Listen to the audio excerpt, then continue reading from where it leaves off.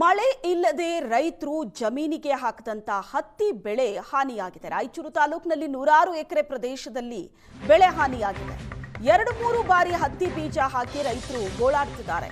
ಮಳೆ ಇಲ್ಲ, ಬೆಳೆ ಇಲ್ಲ, ಹಾಕಿದಂತ ಬೀಜವೂ ಹಾಳಾಗ್ತಾ ಇದೆ ಅಂತ ರೈತರು ಕಣ್ಣೀರಿಡ್ತಿದ್ದಾರೆ. ಬೆಳೆ ಹಾನಿಯಾದ ಜಮೀನಿಗೆ ಅಜಯ್ ಸಿಂಗ್ ಭೇಟಿ ನೀಡಿ ಪರಿಶೀಲನೆ ನಡೆಸಿದರು. ಸಚಿವ ಅಜಯ್ ಸಿಂಗ್ ಜೊತೆಗೆ ಶಾಸಕ ಬಸನಗೌಡ ದದ್ದಲ್ ಭೇಟಿ ನೀಡಿದರು.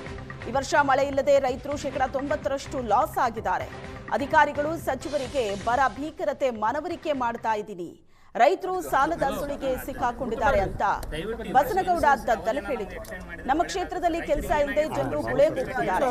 ಜಿಲ್ಲೆಯನ್ನ ಬರಗಾಲ ಪ್ರದೇಶ ಅಂತ ಘೋಷಣೆ ಮಾಡಬೇಕು, ಬೆಳೆ ವಿಮೆ ಪರಿಹಾರ ನೀಡಬೇಕು ಅಂತ ಶಾಸಕ ದದ್ದಲ್ ಹೇಳಿದರು.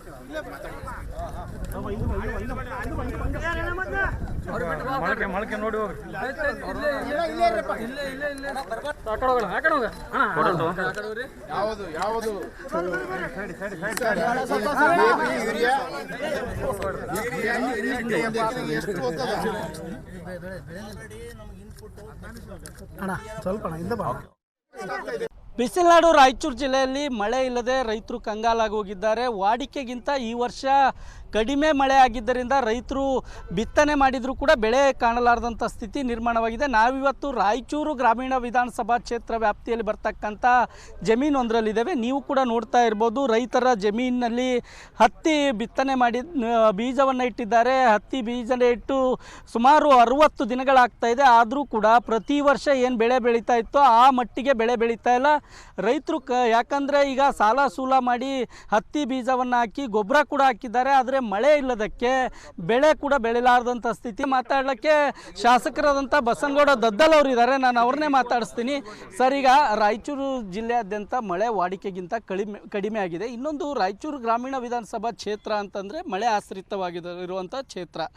ಏನಿದೆ ಸರ್ ರೈತರ ಪರಿಸ್ಥಿತಿ? ಈ ವರ್ಷ ಸಂಪೂರ್ಣವಾಗಿ 90% ಭಾಗ ಇವತ್ತು ರೈತರು ಲಾಸನ್ನು ಆಗಿದ್ದಾರೆ. ಅವರು ಮೂರು ಸಾರಿ ಬೀಜಗಳನ್ನು ಸೋಯಿಂಗ್ ಮಾಡಿ ಬಿತ್ತಿದಂಥ ಸಂದರ್ಭದಲ್ಲಿ ಇವತ್ತು ನಾಟಿಗೆ ಆಗದೇ ಇರುವಂಥದ್ದು, ಮಳೆ ಬರದೇ ಇರೋ ಸಲುವಾಗಿ ಇವತ್ತು ಸಂಪೂರ್ಣ ಲಾಸ್ ಆಗಿದೆ. ಹಾಗಾಗಿ ಇವತ್ತು ಸಾಲದ ಸುಳಿಯಲ್ಲಿ ನನ್ನ ರೈತರು ಸಿಲುಕುವಂಥದ್ದಾಗಿದೆ. ಹಾಗಾಗಿ ಇವತ್ತು ಬರಗಾಲ ಅಧ್ಯಯನಕ್ಕೆ ಇವತ್ತು ಪ್ರತಿಯೊಂದು ಜಿಲ್ಲೆಗೆ ಮಂತ್ರಿಗಳನ್ನು ಕಳಿಸಿದ್ದಾರೆ. ಇವತ್ತು ಅಜಯ್ ಸಿಂಗ್ ಅವರು ನಮ್ಮ ಜಿಲ್ಲೆಗೆ ಬಂದಿದ್ದಾರೆ.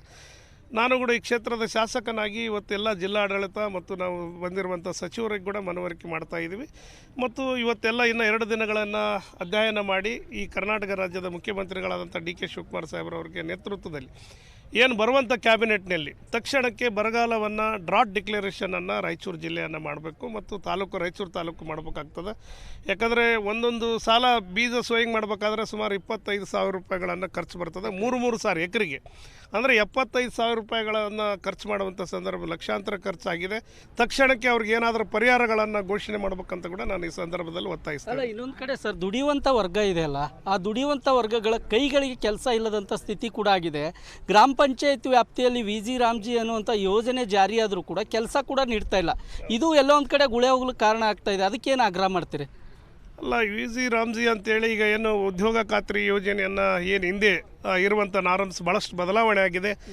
ಸೆಂಟ್ರಲ್ ಗೌರ್ಮೆಂಟು ಮತ್ತು ಸ್ಟೇಟ್ ಗೌರ್ಮೆಂಟು ಅಂದರೆ 60 ಪಾರ್ಟಿಯನ್ನು ಇವರು ಮಾಡುವಂಥ ಸಂದರ್ಭದಲ್ಲಿ ಈ ವರ್ಷ ನಾವು ಅದಕ್ಕೆ ಸ್ಟ್ರೆಂಥನಿಂಗ್ ಹೆಚ್ಚಿಗೆ ಕೊಡಬೇಕಾಗ್ತದೆ. ಯಾಕಂದರೆ ದುಡಿಯುವ ಕೈಗಳಿಗೆ ಕೂಲಿ ಕೊಡಬೇಕಾದ್ರೆ ಉದ್ಯೋಗ ಖಾತ್ರಿ ಯೋಜನೆಗೆ VG ರಾಮ್ಜಿ ಅವರಿಗೆ ಆ ಒಂದು ಯೋಜನೆಗೆ ನಾವು ಕೂಡ ಅನುದಾನವನ್ನು ಕೊಡೋದ್ರ ಜೊತೆಗೆ ಆ ಕೂಲಿ ಕೊಡುವ ಉದ್ಯೋಗವನ್ನು ಕೊಡಬೇಕಾಗ್ತದೆ.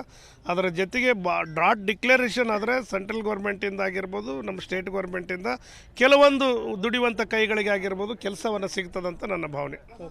ಇದಿಷ್ಟು ಗ್ರಾಮೀಣ ಶಾಸಕರಾದಂಥ ಬಸನಗೌಡ ದದ್ದಲ್ ಅವರು ಹೇಳುವಂಥ ಮಾತು. ಕೂಡಲೇ ಸರ್ಕಾರ ಬರ ಪೀಡಿತ ಪ್ರದೇಶ ಎಂದು ಘೋಷಣೆ ಮಾಡಬೇಕು, ಪರಿಹಾರ ಕೂಡ ನೀಡಬೇಕು, ಜೊತೆಗೆ ಅದಕ್ಕೆ ಸಂಬಂಧಪಟ್ಟಂಥ ಕೆಲಸ ಕಾರ್ಯಗಳು ಗ್ರಾಮ ಪಂಚಾಯಿತಿ ವ್ಯಾಪ್ತಿಯಲ್ಲಿ ಶುರು ಮಾಡಬೇಕು ಅನ್ನುವಂಥದ್ದು ಶಾಸಕರ ಆಗ್ರಹವಾಗಿದೆ. ರಾಯಚೂರಿಂದ ಕ್ಯಾಮ್ರಾಮನ್ ಶ್ರೀನಿವಾಸ್ ಜೊತೆಗೆ ಜಗನ್ನಾಥ್ ಪೂಜಾರ್, ಏಷ್ಯಾನೆಟ್ ಸುವರ್ಣ ನ್ಯೂಸ್.